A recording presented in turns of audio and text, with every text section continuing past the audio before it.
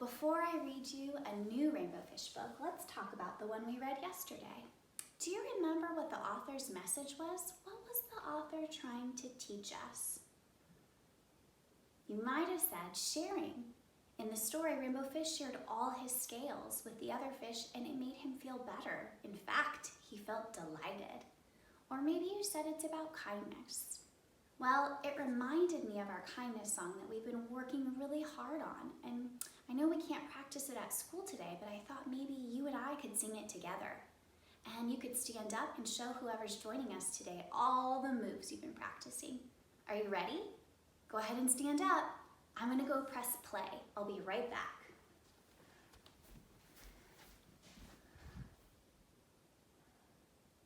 Kindness, kindness, oh, whenever you find this, you will see the world's a better place. Kindness, kindness, oh, whenever you try this, you could bring a smile to someone's face. Well, it doesn't take much, and it doesn't take long. No, it doesn't cost a thing, no, and there's no way to do it wrong. You can try it anytime, you can plant it where you want, and you can grow it in your heart, then give it out to everyone. Kindness, kindness, oh, whenever you find this, you will see the world's a better place. Kindness, kindness, oh, whenever you try this, you will bring a smile to someone's face. And you can put it in your words, in everything you say, in the little things you do, all throughout the day. And you can share it with your neighbor, and you can teach it to a friend, and you can show your mom and dad how the kindness never ends. Yeah. Kindness, kindness, oh, whenever you find this, you will see the world's a better place. Kindness, kindness, oh, whenever you try this, you could bring a smile to someone's face. So if you see someone who's had a bad day, and you'd like to try and make them feel okay, just give a little kindness in your own way, because a little bit of kindness goes a long way. All together now. Kindness, kindness, oh, whenever you find this, you will see the world's a better place. Kindness, kindness, oh, whenever you try this, you could bring a smile to someone's face. Kindness, kindness, oh, whenever you find this, you will see the world's a better place. Kindness, kindness, oh, whenever you try this, you could bring a smile to someone's face. Yeah, you could bring a smile to someone's face. You will see the world's a better place. Thank you so much for singing with me and whoever joined us today. You might have noticed while we were singing about kindness that there's some work behind us. Someone drew me a fish and their very own opinion writing. We also have someone who's been working on writing words that start their name. Today we're going to read a new book. And we want to figure out what is the author's message in this book. It's written by Marcus Pfister. It's called The Rainbow Fish and the Sea Monster's Cave. I wonder what's going to happen in this book. Do you think rainbow fish might face a problem? A sea monster's cave. That sounds kind of scary, readers. Go ahead, turn and tell who's with you. What do you think might happen? Let's read to find out. Oh, Here's the front cover. The Rainbow Fish in the Sea Monster's Cave. Here's the title page. I'm seeing a plant right here that's red. And look, it's little bluefish from our first book. Help, come quick. The little bluefish was alarmed. His friends were there in a minute. What is it? What's wrong? Look at the bumpy back fish. He must be sick. He isn't moving and he doesn't answer me. He just groans. Do you see the bumpy back fish, readers? Look at how all the other fish are worried about him. I wonder why he's not moving. Let me through, said the swordfish. She went up to see the bumpy-backed fish. Can you tell me what's wrong? The bumpy-backed fish moaned, my stomach aches. I feel terrible. What does it look like when you have a stomach ache? Can you show me? Ugh. We can have empathy for bumpy-backed fish. You need red algae, said the swordfish. But the only place where red algae grows is on the other side of the sea monster's cave, said the little bluefish. I'll go, declared Rainbow Fish. What do they need to help the bumpy-back fish? Do you remember? If you said red algae, you're right.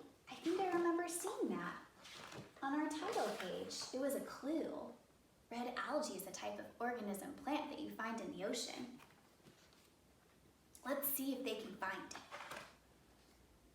Are you out of your mind? Cried the others. It's the most dangerous place in the entire ocean.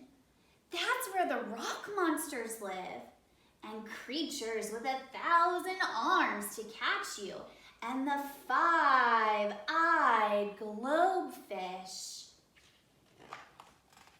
Rainbow Fish trembled. Show me trembling, readers. It's another word for being scared. Your whole body is shaking. He almost changed his mind, but then he looked at the poor bumpy-back fish laying in the sand. Bravely, he said, I'll go anyway. I'll come with you, cried the little bluefish. That made Rainbow Fish feel better. Quickly, they swam off before they lost their nerve. The sea monster's cave was dark and frightening. The rock walls were steep and jagged. Swim lower, whispered Rainbow Fish. That rock monster has a mouth open to eat us. The cave grew even darker. Suddenly, the little bluefish cried out, Help! The 1,000-armed creature has caught me! Rainbow Fish tugged and pulled until his friend slipped out of the monster's slimy arms. That was a close call. Now he was really scared. Rainbow Fish looked down. The 5-eyed globefish is watching us, he whispered.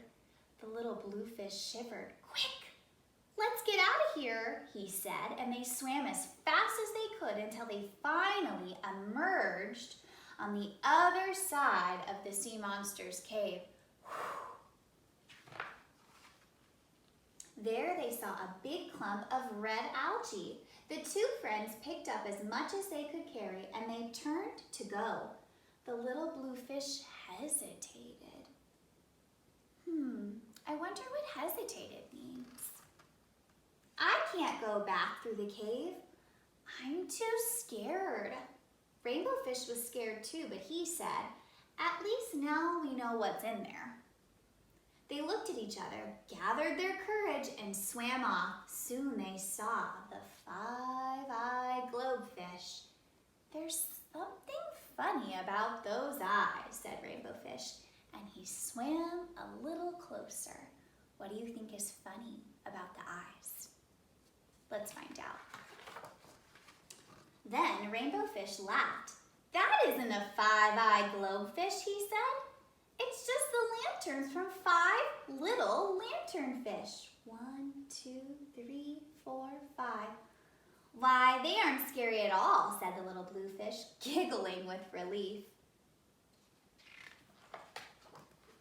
When they reached the creature with 1,000 arms, they looked more closely. Seaweed, they said together and laughed. The rock monster turned out to just be ordinary rocks. Unafraid, the two fish swam right by them and out of the cave to find their friends. You made it, the other fish cried. Did you see the rock monsters? Did anything try to eat you? Well, I'll tell you everything later, answered Rainbow Fish. But first we have to give this red algae to the bumpy backfish. The bumpy backfish nibbled at the algae and soon he felt better. I don't know I can thank you. It must have been dreadful to go through that cave. We were terribly afraid, said Rainbow Fish. But when we looked more closely, the monsters disappeared, interrupted the little bluefish. And then the two of them told the story of their journey and all the terrifying monsters that weren't really monsters at all. Wow, readers, what a fun story. I wonder what Marcus Pfister was teaching us in this story. What was his message? What did we learn from Rainbow Fish and Little Bluefish? Take some time to talk about it. You might have said, to be brave and courageous, sometimes things seem scary at first. And then when you try them, they're not that scary at all. When I was little, my mom had me go on a roller coaster and it went upside down. And I was so afraid and I told her I wasn't gonna like it. But then when I got off, I liked it. In fact, I loved it. I'm a huge fan of roller coasters now. Think about a time when you were afraid of something and you're not afraid of it anymore. It also might have taught us to help friends, another book about kindness. I bet you can come up with your own author's message idea. I miss you and I can't wait to read another story to you tomorrow. Have a great day, readers.